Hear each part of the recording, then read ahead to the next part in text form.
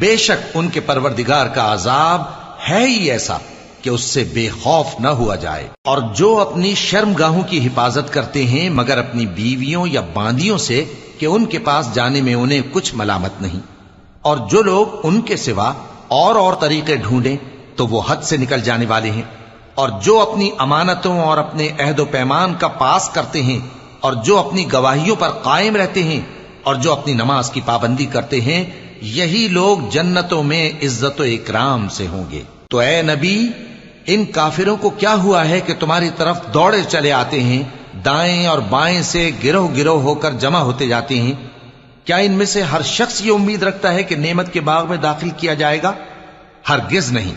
ہم نے ان کو اس چیز سے پیدا کیا ہے جسے یہ جانتے ہیں، پس مشرقوں اور مغربوں کے مالک کی قسم کہ ہم طاقت رکھتے ہیں، یعنی اس بات پر کہ ان سے بہتر لوگ بدل لائیں، اور ہم عاجز نہیں ہیں۔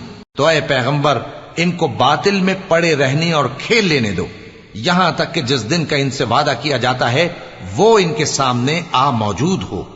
اس دن یہ قبروں سے نکل کر اس طرح دوڑیں گے جیسے کسی مقابلے کے نشان کی طرف دوڑے جا رہی ہوں۔ ان کی آنکھیں جھک رہی ہوں گی اور ذلت ان پر چھا رہی ہوگی۔